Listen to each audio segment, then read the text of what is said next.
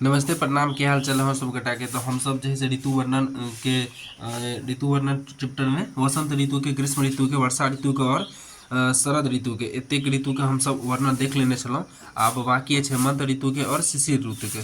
तो चलू सबसे पहले हम हेमंत ऋतु के जे भी लिखल है एकर हम अर्थ समझे छी और फिर एक प्रश्न आंसर देखब और फिर प्रश्न उत्तर देखब, फिर एक शिशिर ऋतु के एकर अर्थ समझब और फिर एकर हम जे प्रश्न और उत्तर छै वो देखब। तो चलू हम सब पहले हेमंत ऋतु के वर्णन देखे छी। पहिल जे अथी लिखल है वो है हेमंत अथ हेमंत वर्णना। एकर अर्थ ई भेल जे अब हेमंत वर्णन कयल जाय। एतऽ से हेमंत के वर्णन शुरू भऽ रहल अछि। दमना क मजरी और सालिक परिमल। एकर अर्थ की भेल? एकर अर्थ अछि जे दमनक यानी दौनाक जैसे से मंजरी खिलैत अछि आ धानक खेत से सुंदर सुगंध आबै छै। क्या तो इस समय में धान कटे वाला रहे छै तो इसके मतलब खेत से धान के खेत से अगर सुंदर सुगंध आबैत रहे छै।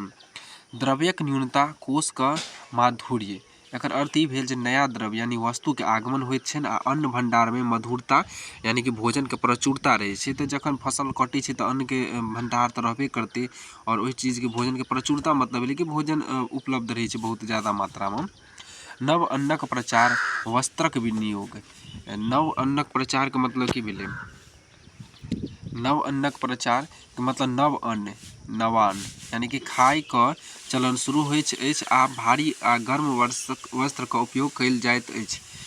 भारी वस्त्र गर्म वस्त्र के मतलब है कि हल्का हल्का ठंडा के मान लिअ कि मौसम अनुभव होइ छै तो ताहिके लेल लोग जे है गर्म वस्त्र का उपयोग करै छै। दिवस लघुत्व और आदित्यक कोमलता। आदित्य के मतलब है छै सूर्य, बुझते छी दिन छोट होमे लागे छै आ सूर्य के धूप जे है बहुत कोमल यानी कि सुखद लगे छै। क्या तो हल्का हल्का ठंडा लगत रहे छै तो इनमें जे है अहाँके धूप तऽ नीक लगबे करे छै। तो इएह भेलै कि दिवस लघुत्व मतलब भेलै कि दिन छोट हुआ लगे छै और आदित्य कोमलता के मतलब भेलै जे सूर्य के धूप जे छै ने से नीक लगऽ लगे छै। अगला अछि कि स्वभाव शीतल जल पाठ योग्य। एकर मतलब है जे पानी प्राकृतिक रूप से शीतल भऽ जाइत अछि, यानी कि कल और से जे पानी भरबै ने तो देखबै जे ठंडा पानी निकले लगे छै। जे कुछ मतलब पानी प्राकृतिक रूप से शीतल जल भऽ जाइ छै जे पढ़े लिखे अध्ययन करबाक अनुकूल समय होइत अछि। रात्रि भक्षण सौकर्य मतलब भेलै जे राति पैघ होइत छै आ भोजन आसानी से पचि जाइत अछि। भूख नीक जकाँ लगैत अछि। भूख नीक जकाँ लगतै मतलब खाना पचतै तहने भूख नीक जकाँ लगतै। तो राति तऽ होइ छै नमहर तो कनी लोग बेसी देर सुतल, बेसी काल सुतल तो एहिसँ की भेल खाना पचल। आ शीतक बाहुल्य और अवसनी नलिनी। अगर अर्थ ई भेल जे जाड़ मतलब ठंड के अधिकता भऽ जाइत छै, मतलब बहुत ज़्यादा ठंड लगऽ लगे छै। आ कमलिनी के मतलब भेलै यानी कि कमल के फूल तो कुम्हला के नष्ट होबऽ लगैत अछि। एहिमे अछि कि पुष्पक स्वल्पता एवं सर्वगुण संपूर्ण हेमंत देखो। कहै छै जे फूल सबक संख्या बहुत कम भऽ जाइत छै, स्वल्पता भऽ जाइ छै मतलब बहुत कम संख्या में फूल अहाँके देखैके मिलत। एहन सब गुण से युक्त संपूर्ण हेमंत ऋतु देखल जाइत अछि। मतलब एतेक चीज अहाँके हेमंत ऋतु में देखे के मिलत। आब चलू हम एकर प्रश्न उत्तर सेहो कऽ लै छी। पहिल प्रश्न अछि जे फूलक स्वल्पता कोन ऋतु में होइत अछि? तो एखने अपना सब पढ़लिए जे फूलक स्वल्पता कोन ऋतु में होइत छै तो हेमंत ऋतु में। हेमंत ऋतु में की होइ छै? फूलक स्वल्पता भऽ जाइ छै मतलब फूल कम भऽ जाइ छै। अगला अछि कि फूलक ई आंसर अहाँके अतऽ देख सकै छी। फूलक स्वल्पता हेमंत ऋतु में होइत अछि मतलब जहिना क्वेश्चन मतलब प्रश्न केने छै ओहिना आंसर बताओ। फिर छै हेमंतक विशेषता लिखू। आब एहिमे अहाँके हेमंत के विशेषता किछु लिख दियौ। तो जे अहाँ पढ़लिए वएह लिख दियौ कि हेमंत ऋतु के मुख्य विशेषता सब एहन छनि या अछि। पहिल अछि धानक के खेत से सुंदर सुगंध यानी परिमल जकरा कहै छै सुंदर सुगंध आबऽ लगे छै। ठीक छै, कोन ऋतु में? तो हेमंत ऋतु में। बाजार आ घर में नव अन्न नवान्न के आगमन होइ छै, नया अन्न के आगमन होइ छै। क्या तो ओहि समय में धान के फसल कटे छै आ नया मतलब वएह भेलै जे घर आंगन में या बाजार में एक नव अन्न के आगमन होइ छै। जाड़ बढ़बाक कारणे लोग गर्म वस्त्रक उपयोग करऽ लगे छै। तो वएह के मौसम में की छै ठंडा बढ़े छै तो लोग जे है गर्म कपड़ा पहननाइ शुरू कऽ दै छै। दिन छोट भऽ जाइत अछि आ घाम यानी कि धूप कोमल ओ सुखद लगे छै। तो दिन छोट भऽ जाइ छै आ ठंडा के कारणे जे है से धूप की होइ छै? धूप नीक लगऽ लगे छै यानी कि सुखद लगे छै। पानी प्राकृतिक रूप से छला ठंडा भ जाइत अछि, मतलब पानी प्राकृतिक रूप से ठंडा भ जाइ छै। ज्योतिरीश्वरक पढ़बा योग रात्रि कोन ऋतु में होइत अछि, यानी ज्योतिरीश्वर जे लेखक छथिन ओ कहने छथिन मतलब पढ़े के लेल कोन ऋतु मतलब बढ़िया होइ छै, तो ओ कहने छथि जे हेमंत ऋतु जे है से मतलब हेमंत ऋतु को कहै छथिन जे पढ़े के लेल रात्रि में पढ़ियो के रात्रि मतलब पढ़े के लेल रात्रि के समय बहुत बढ़िया रहे छै कोन ऋतु में, तो हेमंत ऋतु में। देखियो तो देखियो ई छल हेमंत ऋतु के बारे में। आब हम सब इस अगला ऋतु जो बाकी अछि शिशिर ऋतु अछि बाकी, तो चलू हम ओकरो अर्थ समझ लै छी और फिर ओकर हम प्रश्न उत्तर देख लेब। तो चलू आब हम सब शिशिर ऋतु के वर्णन देखे छी। पहिल अछि जे अथ शिशिर वर्णना, यानी कि शिशिर ऋतु के छै न से आब वर्णन कयल जा रहल अछि, या से शिशिर ऋतु के वर्णन शुरू अछि। पहिल अछि जे सूर्यक दक्षिण गति तुषारक संपत्ति, यानी कि सूर्य के गति से न से दक्षिणयान होइत अछि आ पाला यानी कि ओस जकरा कहि सकै छियै से प्रचुरता भ जाइ छै, मतलब ओस बहुत मात्रा में पड़ऽ लगे छै। अगला अछि कुंदक प्रकाश मरुआक वास, ठीक छै। एकर अर्थ ई भेल जे कुंद मतलब फूल चमकैत खिलैत अछि आ मरुआ के सुगंध रहैत अछि, ठीक छै। निसार्क महत्व, निस्तार्क महत्व आ जलक साहित्य, एकर अर्थ ई भेल जे राति के महत्व जे है से मतलब बहुत बेसी पैघ होवे छै, बढ़ि जाइत अछि आ पानी कड़ाके के ठंडा भ जाइत अछि।